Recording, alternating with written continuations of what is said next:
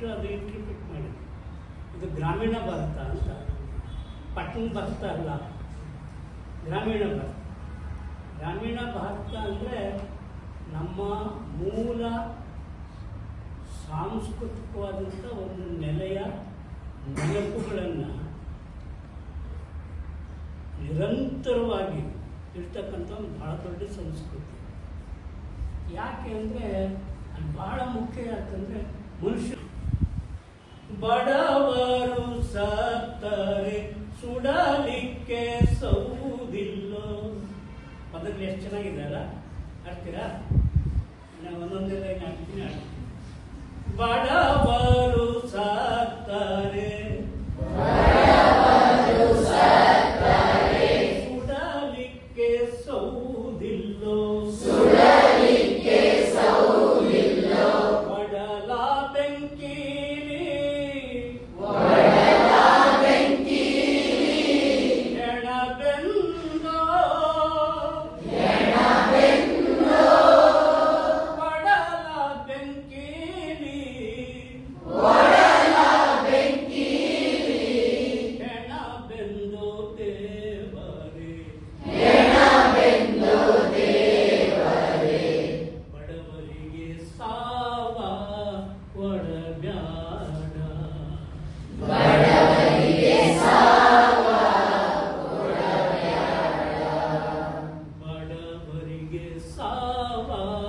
ಕೊಡಬ್ಯಾಡ,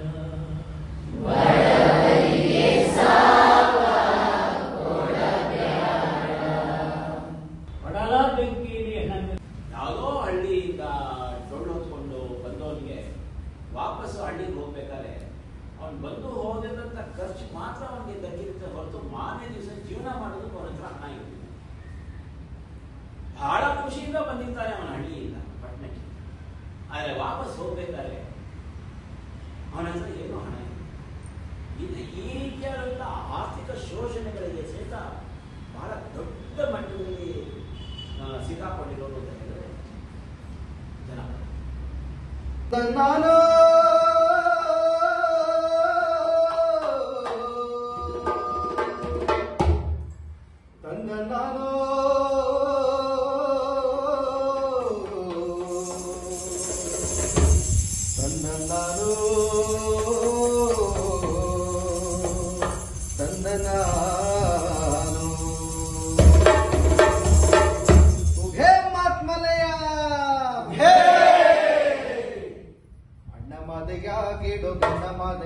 ನಿಮ್ಮ ಎಣ್ಣೆ ಮಜ್ಜಿನ ಕಾಣಿಯಾದ ಮನೆ ಮಾದಯ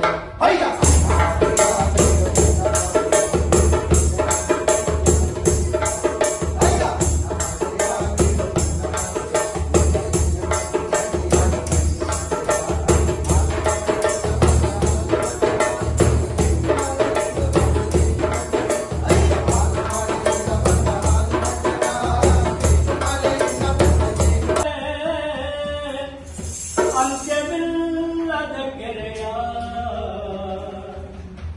ಹನ್ನೆರಡು ತುಂಬಿನ ಮರುಗಾದ, ಹನ್ನೆರಡು ತೂಬಿನ ಮರುಗಾದ ಕೆರೆಗೆ ತಾಯಿ ಗಂಗವ್ವ ಸುರಿದೋ ಬರುತ್ತಾಳೆ, ತಾಯಿ ಗಂಗವ್ವ ಸುರಿದು ಬರುತ್ತಾಳೆ. ಮಾಯದಂತ ಮಳೆ ಬತ್ತಣ್ಣ ಮರುಗಾದ ಕೆರೆಗೆ, ಮಾಯದಂತ ಮಳೆ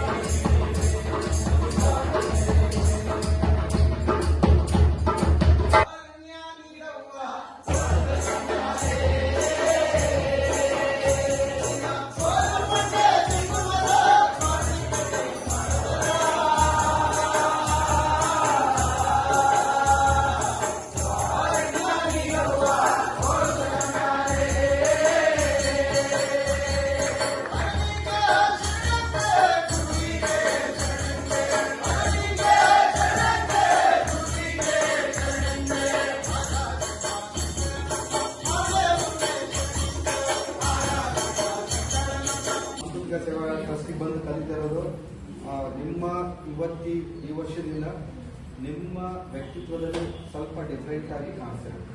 ಯಾಕೆ ಅಂತಂದರೆ ಇಲ್ಲಿ ಬರೀ ಡ್ಯಾನ್ಸು ಹಾಡು ಕಲಿಯೋದಲ್ಲ. ಈಗ ನೋಡಿದ್ರಲ್ಲ ಜಲ್ಲಿ ಸರ್ ಅಂತ ದೊಡ್ಡ ದೊಡ್ಡ ವಿದ್ವಾಂಸರು ಬಂದು ಅವ್ರ ಅನುಭವಗಳನ್ನ ಹೇಳ್ಕೊಡ್ತಾರೆ. ಮತ್ತು ಇವತ್ತು ನಾವು ಪ್ರೆಸೆಂಟಲ್ಲಿ ಅವರೆಲ್ಲ ಕಟ್ಟಿ ಬೆಳೆಸಿದ್ದನ್ನು ನಾವು ಪ್ರೆಸೆಂಟಲ್ಲಿ ನಾವು ಹೇಗೆ ಮುಂದುವರಿಸ್ಬೇಕಂದ್ರೆ ಈಗ ದೊಡ್ಡ ಸಮಸ್ಯೆ, ನಮ್ಮೆಲ್ಲರ ದೊಡ್ಡ ಸಮಸ್ಯೆ ಅಂತಂದರೆ ಚಾಲೆಂಜ್. ಈಗ ನಾವು ನಮ್ಮ ಪರಿಸ್ಥಿತಿಗೆ ಅನುಗುಣವಾಗಿ ಈ ದೇಶದ ಎಲ್ಲ ಸಮಸ್ಯೆಗಳಿಗೆ ಹೊಂದ್ಕೊಂಡು ನಾವು ಹೇಗೆ ನಡ್ಕೋಬೇಕು ಅಂತ, ಹೇಗೆ ಬೇಕಾದ್ರೂ ಬದುಕ್ಬೋದು, ಆದರೆ ಹೀಗೆ ಬದುಕಬೇಕು ಅಂತ ರೂಪಿಸ್ಕೊಳ್ಳೋದಿದೆಯಲ್ಲ, ಅದು ನೀವು ಈ ಒಂದು ಶಿಬಿರದಿಂದ ಕಲಿಯಲಿಕ್ಕೆ ಅವಕಾಶ ಇದೆ ಅಂತ ನಾನು ಭಾವಿಸ್ತೇನೆ. ಅವನಿಗೆ ಆವಾದ್ರು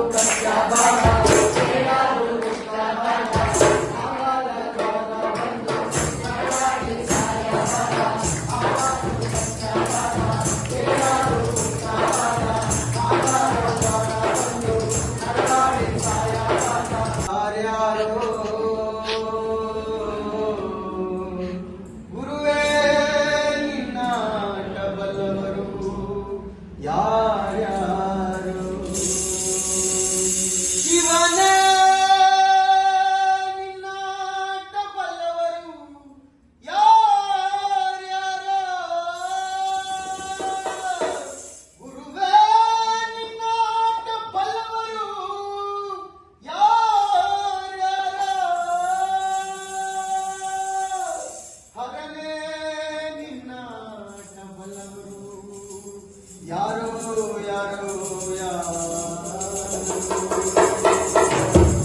ಶಿವನೇ ನಿನ್ನ ಆಟ ಬಲ್ಲ